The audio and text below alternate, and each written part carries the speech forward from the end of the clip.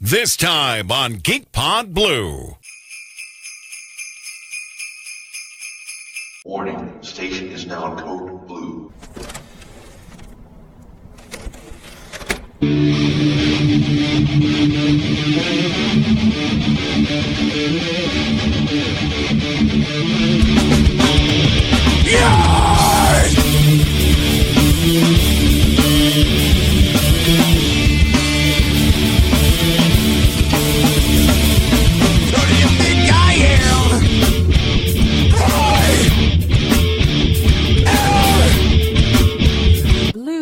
Hello and welcome to this very short edition of GeekPod Blue, and by short I mean not tall, as in elves. We are going to discuss elves because they are part of the holiday season. Everybody knows that Santa has elves at the North Pole that are making toys and toiling away like immigrant workers that aren't paid enough. And we're going to discuss the origins of those. I had to pull from several different places around the internet to pull together a complete as complete as I can put together in about 20 minutes history of elves for you fine folk who listen to the show. Now, elves have been very popular for centuries in fiction, right from William Shakespeare, all the way up to Tolkien 300 years later. And the most popular, or at least known versions of these elves were the ones that worked for Santa at the North Pole. Now, just like fairies, elves were said to be small shapeshifters. English male elves were described as looking a little like old men, but elf maidens were inevitably young and beautiful. Because back then old men really liked to get with young, beautiful women. So of course they're going to create these myths just like that. The men lived in kingdoms found in forests, meadows, or hollowed out tree trunks, and they're part of a family of similar mythic characters. Elves, fairies, and leprechauns are all very closely related in folklore, although elves specifically seem to have sprung from early Norse mythology. And then by the 1500s, people started incorporating elf folklore into other stories and legends about fairies. And by 1800, fairies and elves were widely considered to be different names for the same creatures, or the same magical creatures. Just like fairies, elves eventually developed a reputation for pranks and mischief and doing weird stuff. When someone had their hair or their hair or their horse's hair became tangled and knotted, they were called elf locks, and it was blamed on elves that they did that. A baby born with a birthmark or a deformity was called elf marked. If you can believe that, they actually said that deformed babies were marked by elves. Quite interesting. Folklorist Carol Rose wrote in 1998 that although elves were sometimes friendly towards humans, they were also known to take terrible revenge on any human who offends them. They might steal babies, cattle, milk, and bread, or enchant and hold young men in their spell for years at a time. A well-known example of this is Rip Van Winkle, who was befuddled and becursed by elves. Now, ancient Norse mythology refers to elves as the Alfar or the Huldafolk or hidden folk. However, it's risky to translate Alfar directly to the English word elf. There's a lot more going on there. Elves are thought of as little people, perhaps wearing stockings, caps, and consorting with fairies, but the original concept of Alfar was far less whimsical. Some ancient poems would put them on par with Norse gods, and maybe that's another word for Vanir, a group of gods associated with fertility, or perhaps their own race. It's likely that the people who invented elves had no single unified theory on elvish identity, just a concept or idea of where they came from. They look like us, they live like us, at least in the older materials, and probably nowadays, if they're living anywhere, they're living in between floors and flats. A gentleman by the name of Gunnell told Live Science, referring to the notion of an invisible parallel world inhabited by Alfar, the friendly neighbors who live between the 7th and 8th floors, as he puts it. Now, Iceland was settled in the 800s by Scandinavians and Celts, and they brought from Ireland, and Celts that they brought from Ireland as slaves. Both Scandinavian and Celtic cultures had myths of fairies and elves and nature spirits, which started to, coalesce and bubble into the concept of an Alfar as representatives or wardens of the landscape. Iceland's eerie volcanic setting probably played into these myths because it's a absolutely beautiful place. In winter, you have the northern lights. It's very easy to see nature as a thing. The land is alive, and the hidden people are personification of that living landscape that you can't actually defeat. The Scandinavians and Celts weren't the only Europeans who used unseen supernatural species as symbols of the wilderness surrounding them. Further south, the Germans believed in dwarves and kobolds, and in Scotland they had these little house spirits called brownies, which are also very similar. Now, elves became part of this mythological mix throughout the first millennium. According to someone by the name of Alaric Hall, a lecturer at the University of Leeds who penned an entry on elves for the upcoming Ashgate Encyclopedia of Literary and Cinematic Monsters, the word elf derives from the ancestor language of German, English, and today's Scandinavian languages. He wrote that the first written references from them come from church texts starting around AD 500. Medieval Europeans saw elves as dark and dangerous and linked them to demons. In the Old English Beowulf, which dates to somewhere between AD 700 and 1000, elves get a mention as an evil race that descended from Cain, the biblical son of Adam and Eve, who murdered his brother. And it says, "Of Cain awoke all that woeful breed, Ettins and elves and evil spirits, as well as the giants that warred with God." Now, these religious references reveal the clash and melding of folk beliefs and the new religion as Christianity crept into Europe. In different tales at different times, the elves, sometimes they would be good, sometimes they would be bad. They could deliver babies safely through a difficult labor or steal away a human baby and replace it with a sickly, deformed changeling. Elves, known in the Alps in German, could cause nightmares, perhaps similar to other mythology surrounding the scary experience of sleep paralysis. That's certainly something I've experienced before, and it's absolutely terrifying. And I can imagine back then, if somebody had a bout of speech paralysis, it would be easy to attribute it to something like elves if that was part of your culture.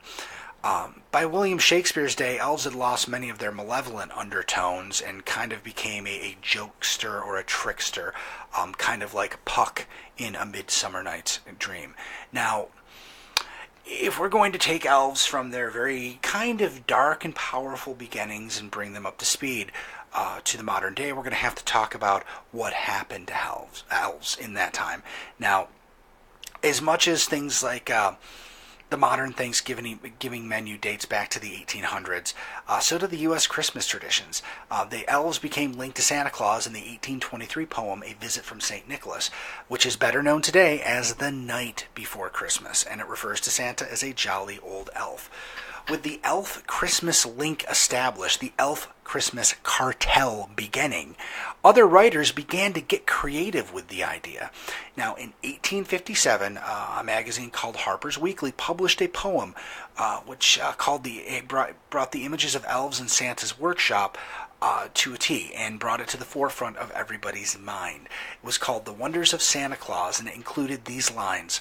In his house upon the top of a hill, and almost out of sight, he keeps a great many elves at work, all working with all their might, to make a million pretty things, cakes, sugar plums, and toys, to fill the stockings hung up, by little girls and boys.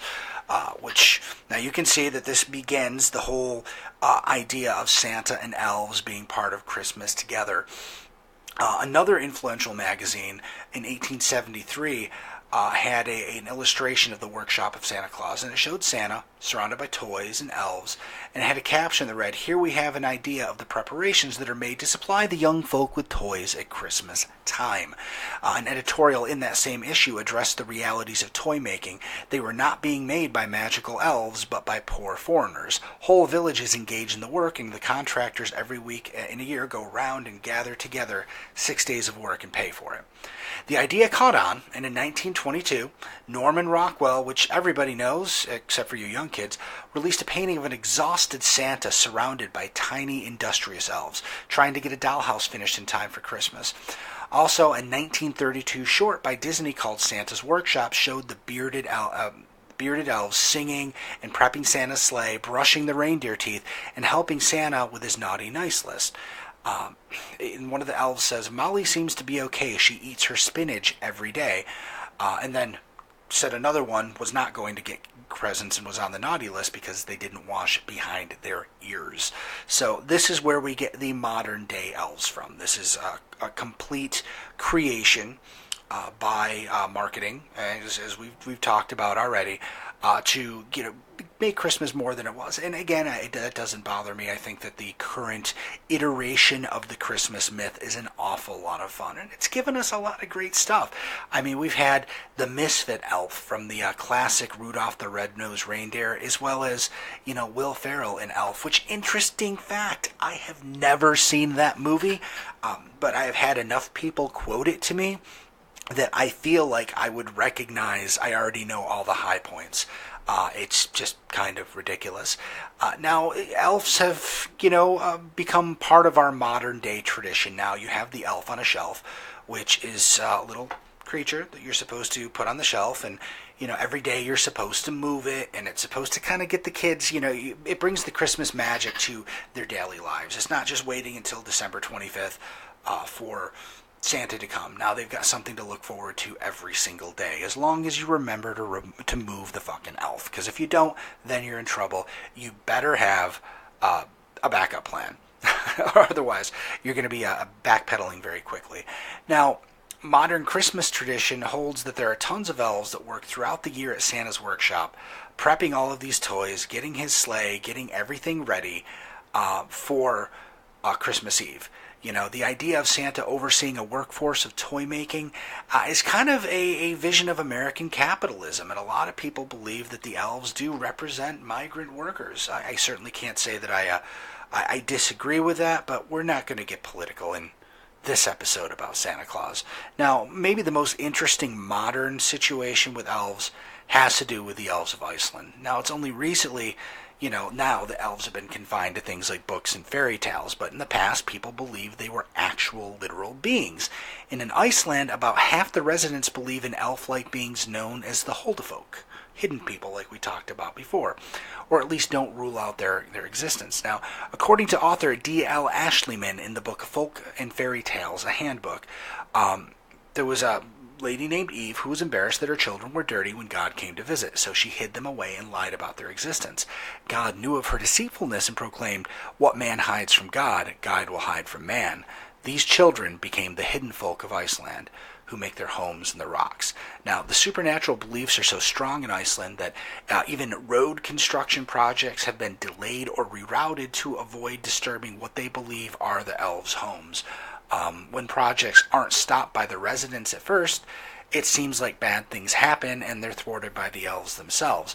For example, in the late 1930s, construction began on a road, and it's near something called Elf Hill. It's the most famous elf residence in something called the city of Kopvagar. The construction was set to bring the road right through this place, which would have essentially destroyed what they believe are the elves' homes. At first, the construction was delayed due to money problems, but when work finally began, 10 years later, the workers encountered all sort of problems, from broken machinery to lost tools, and they eventually rerouted the road around the hill instead of through it. This happened again, something similar, in 1980. The same road was set to be raised and paved, but when the workers reached there and were about to demolish it, their drills broke to pieces, and then the replacement drill broke as well. And at this point, the workers were spooked and refused to go near that hill. Now, Alfhall is now protected as a cultural heritage because they truly believe that there are elves living there. Now, Icelandic laws were written in 2012 stating that all places which have a reputation for magic or are connected to folk tales, customs, or national beliefs should be protected for their cultural heritage. Certainly, it sounds like a good idea since it's such a part of their culture. Likewise, Icelanders believe that about elves are closer to concepts seen in ancient tales. They think that they're more like the history than they are the modern iteration. As of 2007, about 37% of Icelanders said it was possible that the Alfar still roam the countryside, while another 17% said it was probable, and 8% said they were certain that elves were still afoot. Now, a lot of other people in other countries are like, we think here in America elves aren't real. Nobody thinks that. But yeah, in Iceland, they really truly believe that. Now, elves have made it into our popular culture in other ways, definitely highly featured in Tolkien's The Lord of the Rings. They're featured in Dungeons and Dragons. I'm even playing a high elf character in Elder Scrolls Online. So it's certainly something that has gone from an ancient concept to something that has crossed a lot of boundaries. And I think that every generation kind of has their use for elves in their stories, just like leprechauns and other things. They change. We have in the 70s and 80s, elves became the ambassadors of Keebler's cookies and crackers and things like that. And now in more modern times, even though the 70s isn't not, I wouldn't consider that not modern, but now there are more characters in movies and video games.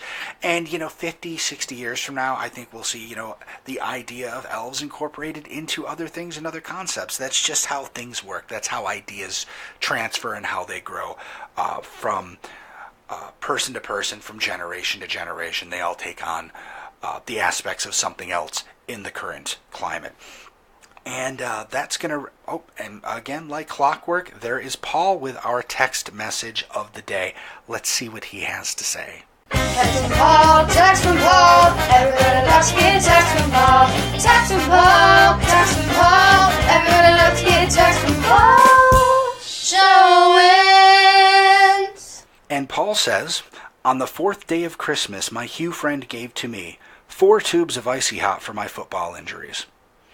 Well, we all have to get necessities. I asked for underwear and socks this year myself. Text from Paul, text from Paul. Everybody loves to get a text from Paul. Text from Paul, text from Paul. Everybody loves to get a text from Paul. Show wins. And that's going to wrap things up for today. I look forward to talking to you guys tomorrow when I might just have some ideas for some really good eats. Till then, tuck and roll, kids. GeekPod Blue is a GeekPod Network production. Executive producers Paul Showens and Hugh Allen. Concept created by Paul Showens and Hugh Allen. Intro is Opportunity by Jamus Breed. Closing is Bucket by Jamus Breed. Both licensed for use by Dennis Johnston. Want to help the show? Leave a 5-star rating on iTunes. GeekPod can be reached at contribute@geekpod.com or send us a tweet at GeekPod. That's G33kpod. You can also find GeekPod on Facebook and Instagram. G33kpod. That's G33kpod.